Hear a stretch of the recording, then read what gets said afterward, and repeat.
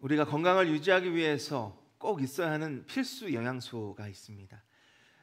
지방, 탄수화물, 단백질처럼 우리 몸 안에서 에너지를 내는 그런 영양소가 있고요. 또 비타민처럼 신진대사라고 하죠. 필요한 때 어떤 효소들이 나오고 또 에너지를 내고 어떤 때는 좀 그것이 잠재되어는 그런 신진대사, 그리고 또 성장, 발달, 면역 체계 이런 것들을 유지시켜주는 비타민이 또 있습니다. 또 우리의 뼈와 근육과 신경 이런 것들을 형성하고 또 그 기능을 유지해주는 칼슘, 천분, 마그네슘 같은 무기질이 있습니다. 오늘 왜 건강 얘기를 갑자기 하느냐 궁금하실 텐데, 이렇게 우리의 몸이 필수 영양소가 필요한 것처럼 우리의 신앙이 건강하게 성장하기 위해서는 필수 원리라는 것이 있습니다. 여러 가지 우리가 꼭 알고 믿고 또 따라가야 되는 원리들이 있겠지만, 가장 핵심된 기본 원리라고 하면요 5가지가 있는데, 오직 성경, 오직 예수, 오직 믿음, 오직 은혜, 그리고 오직 하나님의 영광. 그걸 라틴어로 하면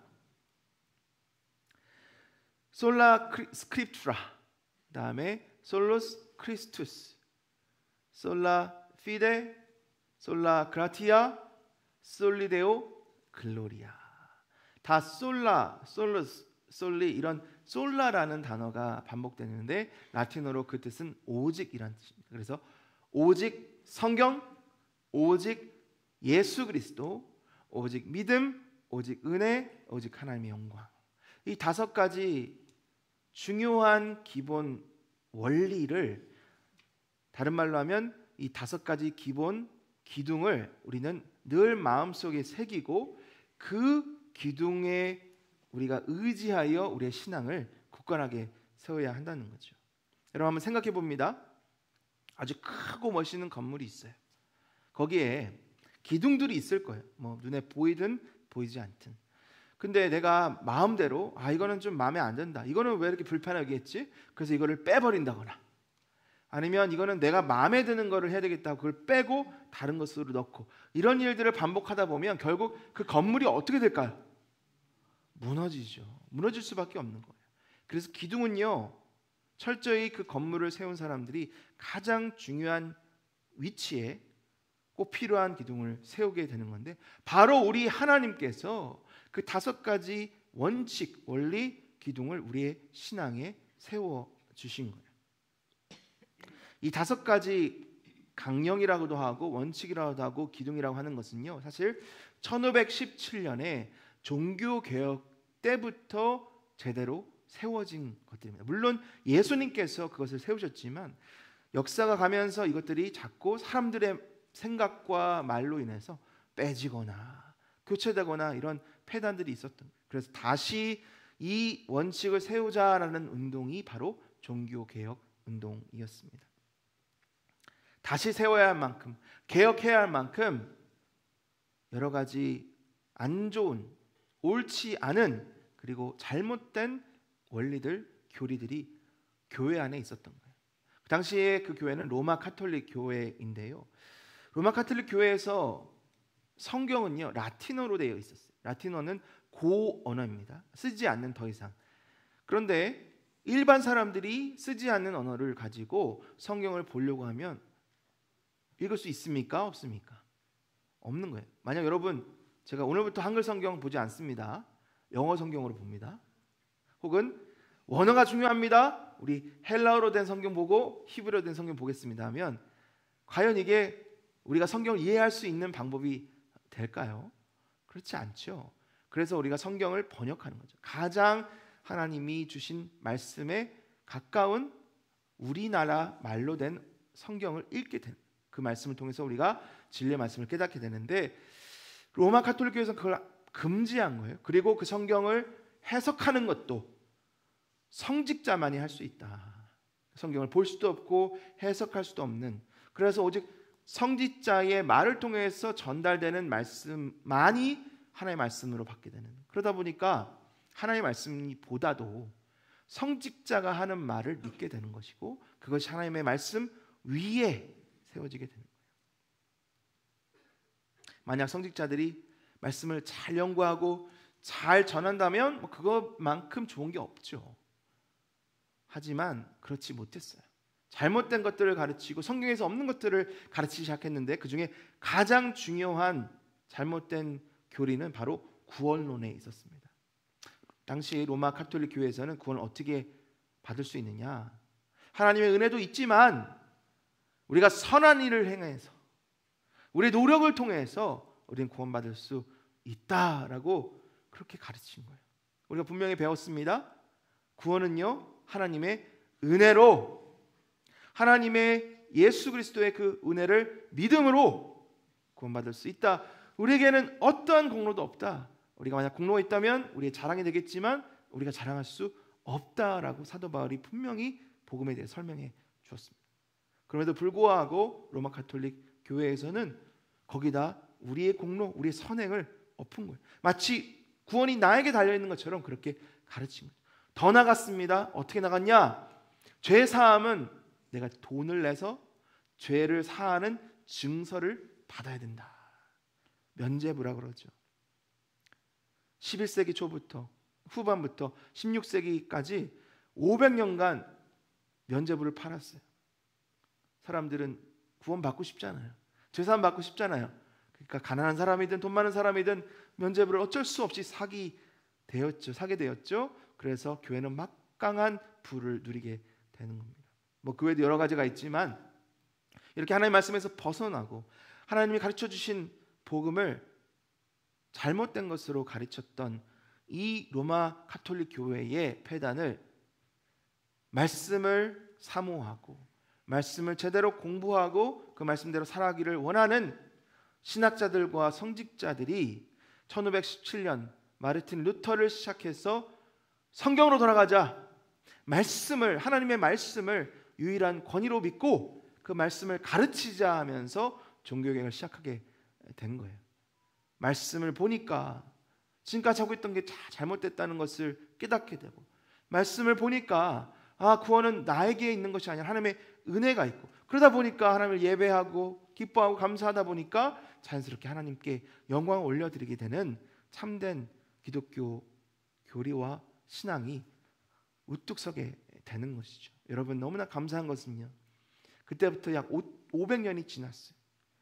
수많은 사람들이 종교개혁을 함으로 인해서 가정에서 쫓겨나고 고문을 당하고 심지어는 순교를 당했는, 그러한 그들의 헌신과 희생과 순교를 통해서 저와 여러분은 오직 성경, 오직 예수 그리스도, 오직 은혜, 오직 믿음, 오직 하나님께 영광이 되는 복된 참된 신앙의 길을 따라 오늘도 살아갈 수 있게 되었습니다.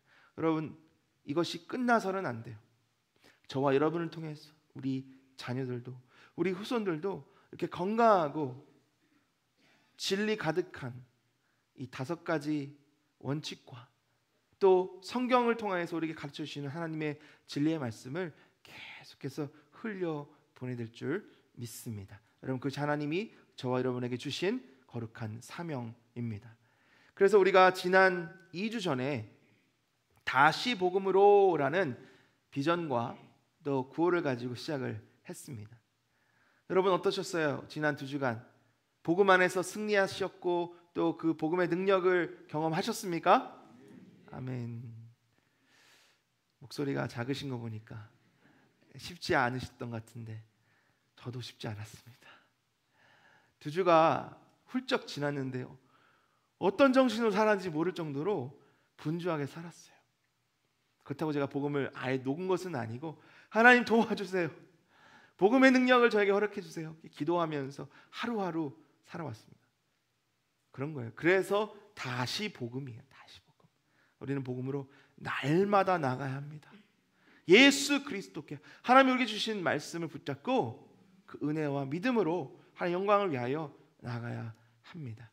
이런 의미에서 앞으로 5주간 우리가 오직 예수라는 설교 시리즈 설교를 하려고 합니다.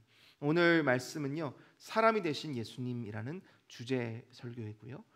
다음 주는 십자가에서 죽으신 예수님, 또 죽음에서 부활하신 예수님, 자유 회복을 주시는 예수님, 사명자를 보내시는 예수님이라는 주제 설교로 여러분과 함께 은혜를 나누려고 합니다. 주제 설교라고 하는 것은 제가 평상시에 하는 설교는 한 본문을 정하고 그 본문을 강해하는 설교를 주로 했는데, 주제 설교이기 때문에 한 본문보다는 여러 성경을 같은 주제로 묶어서 하려고 하니까요. 우리가 성경 가지고 오셨죠? 늘 성경 우리 가까이 우리 마음에 새기고 또 성경을 많이 보면서 하나님의 은혜를 나누려고 합니다. 오늘 말씀 주제는 사람이 되신 예수님입니다. 따라해 볼까요? 사람이 되신 예수님. 다시 한번, 사람이 되신 예수님. 자, 여러분, 사람이 되신 예수님이에요. 사람이 되셨다는 건 원래 사람이 아니었다라는 거죠. 이해가 되십니까? 예, 그 의미가 숨어 있어요.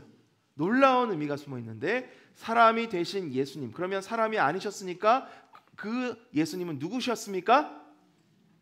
하나님. 그렇죠. 아유, 감사합니다. 네, 특세 때부터 목이 터져라 외쳤는데 기억하시는군요. 누가 물어보면 하나님 바로 대답하셔야 됩니다. 왜요? 예수님은 하나님이시기 때문에 우리가 예수 그리스도를 믿고 그 믿음으로 구원받을 수 있는 거예요. 예수님이 그냥 사람이시라면 여러분 여기서 앉아있는 거 아무 의미 없습니다. 왜 우리가 사람을 믿어요? 왜 우리가 우리의 인생을 겁니까? 그건 잘못된 거죠. 어리석인 거예요. 물론 예수님 사람이시지만 예수님은 하나님이시기에 우리의 모든 것을 드리는 거예요. 여러분, 예수님이 하나님이시라는 것을 늘 기억하시기를 바랍니다. 그럼 어떤 하나님이시느냐? 첫 번째, 예수님은 영원하시고 생명의 근원 되시는 창조주 하나님이십니다.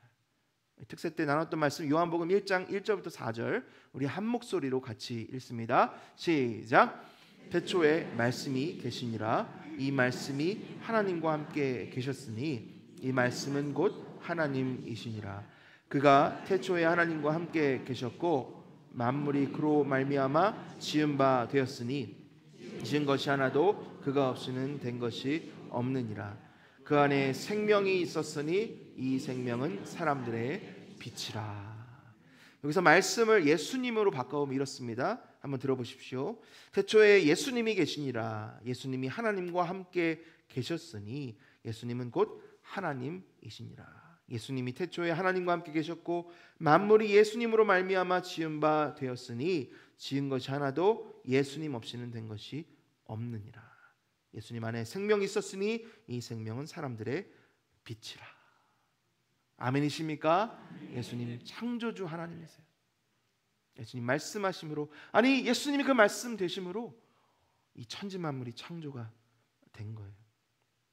모든 생명은 예수님으로부터 나왔습니다.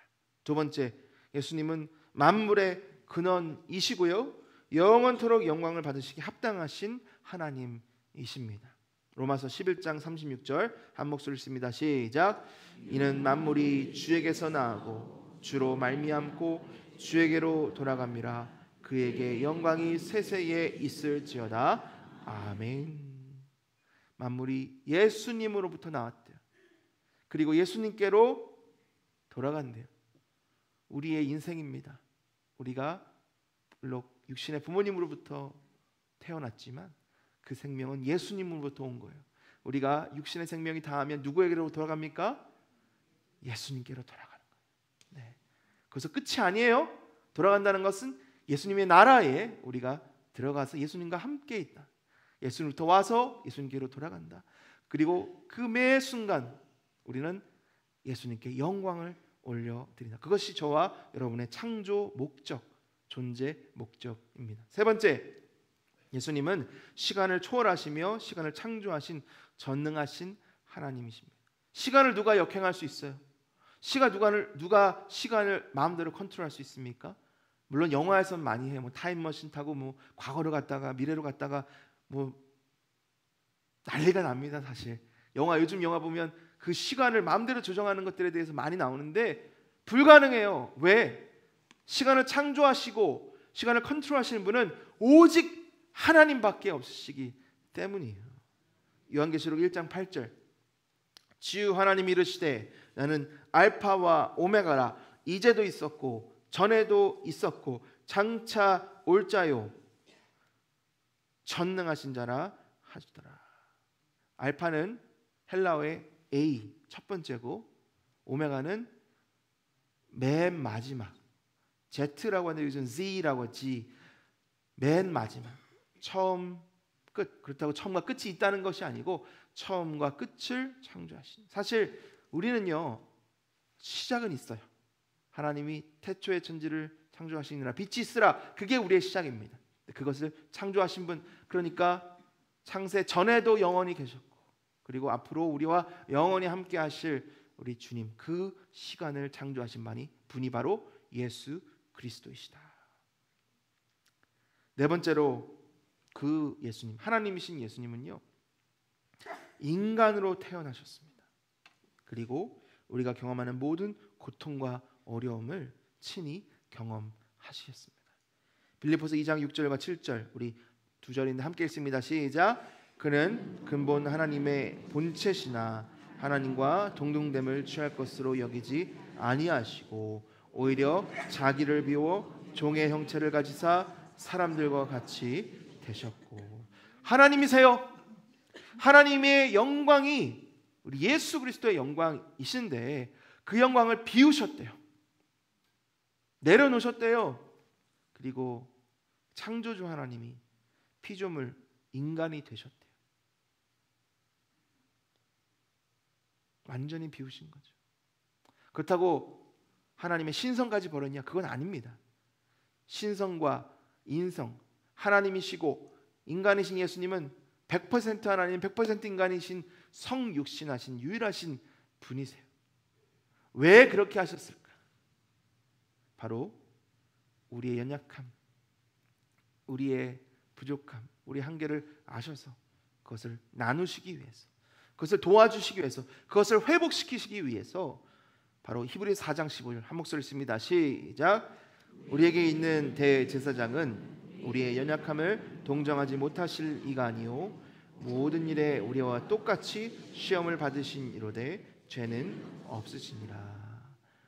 우리의 슬픔과 아픔, 눈물을 다 아시고 함께 슬퍼하시고 아파하시고 눈물 흘리시는 우리 예수님은 하지만 죄는 없으시기에 우리의 죄를 대신해서 십자가에 달려 죽으시고 사하시고 사흘만에 부활하셔서 우리에게 영원한 생명을 주시고 예수님의 의를 우리에게 주셔서 우리가 거룩한 의의 자녀, 하나님의 자녀가 되게 하셨습니다.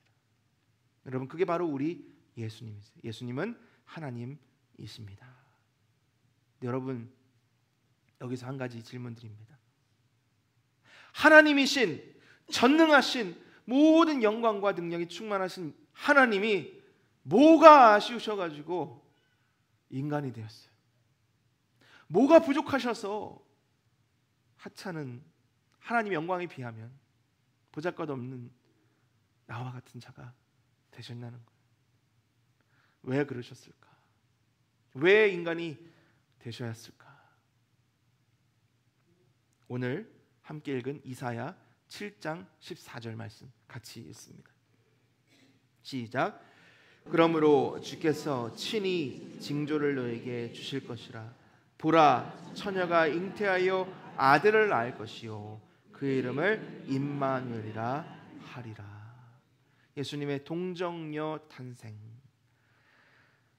성령으로 잉태되신 우리 예수님, 하나님이시지만 죄가 없으신 인간으로 오신 우리 예수님. 근데 그 예수님의 이름을 임마누엘, 영어로 하면 God is with us, 하나님이 우리와 함께 계신다. 하나님이 왜 우리와 함께 하시기 위해 인간으로 오셨을까요? 물론 이 구절에서는 설명이 안 되지만 여러분, 함께 한다는 이 컨셉을 한번 우리가 깊이 묵상해 보길 원합니다. 여러분의 마음을 불편하게 하고 여러분이 미워하고 싫어하는 사람과 함께 있기를 원하십니까? 아니죠. 그러면 누구와 함께 있기를 원하세요? 사랑하는 사람, 좋아하는 사람, 아끼고 나누고 싶고 그런 사람과 함께 하고 싶은 거잖아요. 그거예요. 하나님이요, 우리를 사랑하시니까, 우리를 아끼시니까 우리를 보듬어 주시고 싶고 안아주시고 싶고 도와주시고 싶고 회복시켜 주시고 싶어서 우리와 함께 하시기 위해서 오신 거예요. 사랑하는 사람, 사랑하는 내 아내, 사랑하는 내 남편, 사랑하는 내 아들, 딸, 사랑하는 우리 부모님과 함께 하고 싶은 것, 그게 자연스러운 거죠. 먼저 하나님의 품에 올려 보내드린 우리 사랑하는 부모님 보고 싶죠. 만지고 싶고 대화하고 싶고. 왜 그렇습니까? 사랑하니까. 멀리 타지에 있는 우리 자녀들 보고 싶죠. 손주들은 더 보고 싶죠. 왜 그렇습니까? 사랑하니까. 군대 간 우리 아들 잘 있을까? 훈련이 어렵진 않을까? 해외 가 있는 내 딸, 내 아들 밥은 잘 먹고 있나? 건강은 잘 지키고 있나? 보고 싶다. 함께하고 싶다. 왜요? 사랑하니까. 하나님이 God is with us, 우리와 함께 하시기 위해 이 땅에 오셨다는 것은, 그리고 모든 영광과 존귀를 비우시고 여기까지 오셨다는 것은 우리 하나님이 우리를 얼마나 사랑하시는지를 우리에게 깨닫게 합니다. 여러분, 하나님 우리와 함께 하시기 위해서는 우리가 하나님처럼 될 수는 없기 때문에 하나님의 영광의 보좌를 버리시고 이 땅에 오셨다는 것, 사랑해 본 분들은 알죠. 사랑해 보셨습니까? 지금 사랑하고 계십니까? 그럼 여러분 한마디만 더 묻겠습니다. 우리 하나님이 우리를 사랑하신 것처럼 저와 여러분도 하나님을 사랑하고 계십니까? 하나님이요, 우리를 정말 사랑하시는데 그때만 오신 게 아니고요, 우리와 늘 함께 하신대요. 우리 성경을 좀 많이 볼 텐데 신명기 31장 6절 말씀 화면을 보고 함께 읽습니다. 시작. 너희는 강하고 담대하라. 두려워하지 말라. 그들 앞에서 떨지 말라. 이는 내 하나님 여호와 그가 너와 함께 가시며 결코 너를 떠나지 아니하시며 버리지 아니하실 것임이라 하고. 왜 우리가 떱니까? 왜 우리가 두려워합니까? 하나님이 함께 하신다는 것을 잊어버리기 때문이에요. 하나님 두려워하지 말래요. 놀라지 말래요. 겁내지 말래요. 왜? 함께하고 계시니까.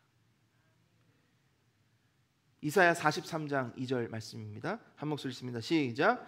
내가 물 가운데로 지날 때에 내가 너와 함께할 것이라. 강을 건널 때에 물이 너를 침몰하지 못할 것이며 내가 불 가운데로 지날 때에 타지도 아니할 것이요 불꽃이 너를 사르지 못하리니. 여러분, 우리가 물 가운데로, 불 가운데로, 사망의 음침한 골짜기로 다닌다 할 때라도 우리 주님이 늘 함께 하신다. 함께함을 알라. 기억하라. 두려워하지 말고 놀라지 말고 내가 너와 함께 하잖아. 내가 널 사랑해서 지켜주고 있잖아. 그것이 우리 하나님 아버지의 마음인 거예요. 여호수아 1장 9절. 내가 네게 명령한 것이 아니냐. 강하고 담대하라. 두려워하지 말며 놀라지 말라. 내가 너 어디로 가든지 내 하나님 여호와가 너와 함께 하느니라 하시니라. 신약 성경을 보니까 마태복음 28장 20절. 내가 너에게 분부한 모든 것을 가르쳐 지키게 하라. 볼지어다 내가 세상 끝날까지 너희와 항상 함께 있으리라 하시니라. 2000년 전에 오신 예수님이요, 2000년이 지난 오늘에도 우리와 함께 하신대요. 세상이 끝나는 날까지 우리와 함께 계신다고 약속하고 계십니다. 요한복음 14장 16절 17절. 내가 아버지께 구하겠으니 그가 또 다른 보혜사를 너에게 주사 영원토록 너희와 함께 있게 하리니 그는 진리의 영이라. 우리가 하도 안 믿으니까, 하도 불안해하니까 우리 예수님이 진리의 영이신 성령님을 보내주셨어요. 개런티, 확신을 주시기 위해서. 그리고 우리가 흔들릴 때마다, 넘어질 때마다, 포기할 때마다 일어설 수 있도록 진리의 영신 성령님이 내 밖에가 아니라 내 안에 결코 떠나지 않으시는 하나님의 임재로 우리에게 허락해 주신 성령 하나님. 그런데 여러분, 우리가 그 성령 하나님, 그 하나님의 임마누엘의 역사를 잊어버려요. 세상을 찾습니다. 히브리서 13장 5절 함께 했습니다. 시작. 돈을 사랑하지 말고 있는 바를 족한 줄로 알라. 그가 친히 말씀하시기를 내가 결코 너희를 버리지 아니하고 너희를 떠나지 아니하리라 하셨느니라. 한순간도 우리에게서 떠나신 적이 없고 한순간도 우리에게서 시선을 거두신 적이 없는데 왜 우리는 계속해서 다른 것을 사랑하고 있을까요? 다른 것에 우리의 마음을 뺏기고 있을까요? 다른 것을 향해 나아가고 있냐는 말이에요. 하나님 우리를 사랑하셔서 우리와 늘 함께 하신다는 것을 알기 원하십니다. 사랑하는 성도 여러분, 우리가 하나님의 사랑을 받기에 합당한 사람이어서가 아니에요. 로마서 5장 10절 말씀 제가 읽어드립니다. 곧 우리가 원수 되었을 때에 그의 아들의 죽으심으로 말미암아 하나님과 화목하게 되었은즉 화목하게 된 자로서는 더욱 그의 살아나심으로 말미암아 구원을 받을 것이니라. 우리가 원수 되었을 때, 우리가 주님을 떠났 그때에 하나님은 나를 사랑하셔서 나를 버리지 않으시고 독생자 아들 예수 그리스도를 이 땅에 보내주셨습니다. 여러분, 우리 주님이 그렇게 저와 여러분을 사랑하고 계십니다. 여러분, 그 사랑을 누리시길 바랍니다. 기억하시길 바라요. 그리고 그 사랑 안에서 기뻐하시고 늘 주님과 동행하시기를 간절히 축원합니다. 우리가 이렇게 함께 예배할 수 있는 것도 그 은혜 때문이고 찬양할 수 있는 것도 하나님의 은혜입니다. 근데 그 은혜가요, 그냥 말로만 주시는 은혜가 아니에요. 이사야 선지자 기원전 700년 2700년 전에 이사야 선지자에게 주신 약속의 말씀은요, 700년이 지난 우리에게는 2000년 전에 예수님의 탄생을 통해서 성취가 되었습니다. 마태복음 1장 20절 말씀. 이 일을 생각할 때에 이것은 요셉이 정혼자, 약혼자 마리아가 아직 결혼도 하지 않았는데 천란밤도 치르지 않았는데 임신을 했다는 것을 듣게 돼요. 어떻게 하지? 무슨 일이지? 그러다가 내가 이 약혼을 파괴해야 이 여인이 살겠구나 하고 생각하고 있는 그때에 다윗의 자손 요셉아 하며 천사 가브리엘이 나타난 거예요. 내 아내 마리아 데려오기를 무서워하지 말라. 그에게 잉태된 자는 성령으로 된 것이라. 예수님은 성령의 능력으로 죄 없으신 사람으로 태어나셨습니다. 21절 아들을 낳으리니 이름을 예수라 하라. 헬라어로는 예수스예요. 예수스. 그 뜻은 하나님은 여호와는 구원이시다. 구약 시대에 같은 이름이 있었습니다. 여호수아, 예호슈아. 그 의미도 여호와는 구원이시다. 예수님이 우리를 구원하시기 위해 이 땅에 태어나셨습니다. 이는 그가 자기 백성을 그들의 죄에서 구원할 자이십니다. 왜 구원하십니까? 왜 인간으로 오셨습니까? 나를 사랑하셔서. 22절 이 모든 일이 된 것은 주께서 선지자로 하신 말씀을 이루려 하심이니 이르되 보라 처녀가 잉태하여 아들을 낳을 것이요 그 이름은 임마누엘이라 하리라 하셨으니 이를 번역한즉 하나님이 우리와 함께 계시다 함이라.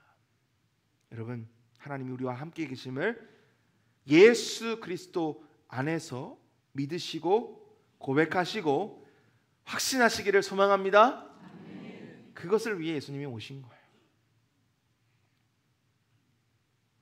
우리 주님 우리를 정말 사랑하시고 끝까지 사랑하셔서 친히 하늘 보좌 버리시고 그 모든 영광을 비우시고 이 땅에 오셨습니다. 우리가 주님의 사랑을 알기 원하시고 그 사랑으로 늘 기뻐하며 감사할 수 있도록 오늘 우리에게 이 말씀을 허락해 주셨습니다. 그렇다면 우리는 어떻게 할까요? 우리는 무엇을 할 수 있을까요? 사랑하는 겁니다. 주님께 감사하는 겁니다. 그리고 주님께 예배하는 것입니다. 지금도 우리와 함께 하시는 예수님, 그 예수님의 임재를 한번 우리가 누려보기를 원합니다. 성령 하나님 우리 안에 계시잖아요. 말씀을 통해 우리에게 지금도 확신을 주시잖아요. 두려워하지 말라, 놀라지 말라, 내가 너와 함께한다. 너가 물 가운데로 지날 때, 너가 불 가운데 있을 때 내가 너와 함께한다. 주님이요, 우리 주님이요, 저 여러분을 그렇게 사랑하세요. 여러분, 다시 한번 여러분께 묻겠습니다. 여러분은 주님을 사랑하십니까? 여러분 주님을 사랑하십니까? 아멘. 여러분 정말 주님을 사랑하세요? 아멘. 아멘. 주님을 끝까지 사랑하시고 그 사랑으로 누군가를 사랑해주는 복된 저 여러분 되기를 예수님의 이름으로 축원합니다. 우리 자리에서 다 일어나셔서 함께 결단 찬양하며 기도하며 나가겠습니다.